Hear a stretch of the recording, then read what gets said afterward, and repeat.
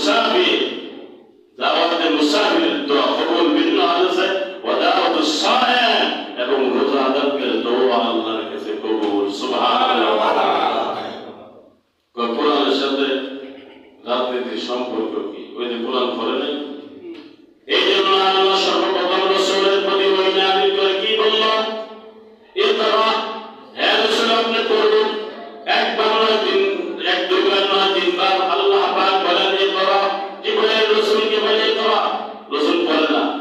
তিনবার পড়ার পরে যখন রাসূল চাপ দিল জিবরাইলের সাথে বুকটা মিলাইয়া, আল্লাহ রাসূল সঙ্গে সঙ্গে পড়া আরম্ভ করল, ইকরা বিসমি রাব্বিকাল্লাযী খালাক, পড়ো তোমার প্রভুর নামে যিনি তোমাকে সৃষ্টি করেছে। আল্লাহু আকবার। প্রথম পড়া যার ভিতরে না থাকবে, অর্থাৎ কোরআনের পড়া, হাদিসের পড়া, কোরআন যার ভিতরে না থাকবে, এর নাম পড়া নয়।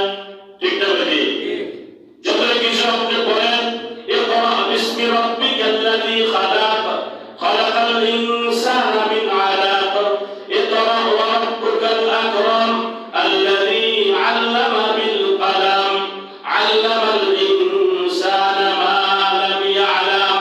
এই 5 আয়াত রাসূল বলছে পড়তো, সঙ্গে সঙ্গে 5 আয়াত পড়ে বলল, বলেন আল্লাহু আকবার। সুবহানাল্লাহ, সুবহানাল্লাহ। এই জন্য আল্লাহর পড়া থাকতে হবে।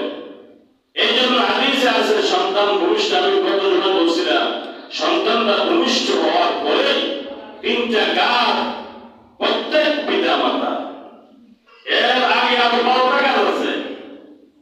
3টা যে গুরুত্ব, 1 নম্বর হইল আহসানা ইসমুহু, সন্তানের কোন আলেম উলামা সর্বন্ন হইয়া ভালো একটা নাম রাখুন। কি রাখুন? 2 নম্বর আহসানা তা'লিমাহু, তাকে আদব শিখানো, দ্বীনি ইলম শিখানো, কোরআন শিখানো। 3 নম্বর, ছেলে সন্তান বড় হয়ে গেলে তাদেরকে মেয়ে হইলে বিবাহ দিয়ে দেওয়া, ছেলে হইলে বিবাহ করাই যাবে না। যদি পিতা মাতা না করে, এই সন্তানগুলি যদি কোনো খারাপ কাজ করে, অবৈধ কাজ করে, এই গুনাহের আমলটা ভাগ করে মা বাবা আমলনামায় দেওয়া হবে। নাউযুবিল্লাহ। সবকিছু নিয়ে চলবে, কোরআন দিয়ে মুশকিল চলবে, কোরআন দিয়ে মুশকিল চলবে। যেমন আল্লাহ বলেন কোন বাবার ভিতরে, সুবহানাল্লাযী আসরা বিআবদিহি লাইলাম মিনাল মাসজিদিল হারাম। মেরাজের কথা কোরআনে আসেনি, বাইতুল মুকাদ্দাস পর্যন্ত কোরআনে আছে। রাসূল যে মেরাজ করছে, সিদ্দিক যে সিদ্দিক হইল, কিভাবে হইল? লম্বা ইতিহাস। রাসূল গেলে মেরাজে, সব মিলাইসা মক্কায় পদার্পণ করার পরে মক্কাবাসীকে বলছে যে আমি তো মেরাজ হয়েছে, আল্লাহ দিদার হয়েছে, আমি 1 2 3 7 আসমানে উঠা আরশ করছি, লোক গরম, জান্নাত জাহান্নাম, আযাব সব আমাকে দেখানো হয়েছে। আসছে, আসার পরে কাফেররা হাসে, মশকারি করে রাসূলকে।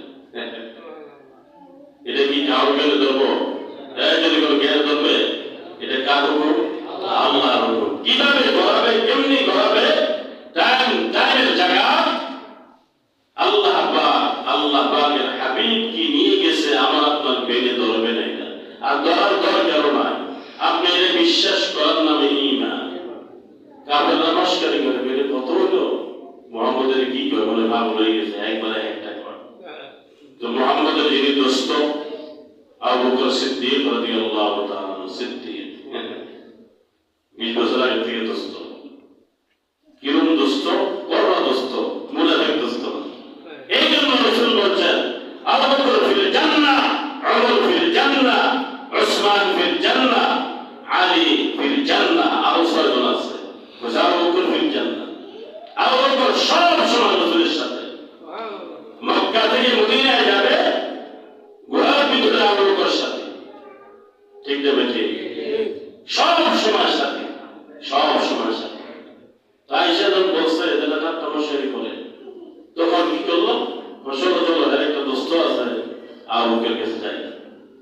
যাই বলতেছে, শোনো, মুহাম্মদ সাল্লাল্লাহু আলাইহি ওয়াসাল্লাম বলে, রাসূল সাল্লাল্লাহু আলাইহি ওয়াসাল্লাম কয় যে মুহাম্মদ বলতেছে বদরতে বলে তার মেরাজ হয়েছে, আল্লাহর সাথে সাক্ষাৎ হয়েছে। কথাটা কি ঠিক? কে বলছে এটা? মুহাম্মদুর রাসূলুল্লাহ সাল্লাল্লাহু আলাইহি ওয়াসাল্লাম।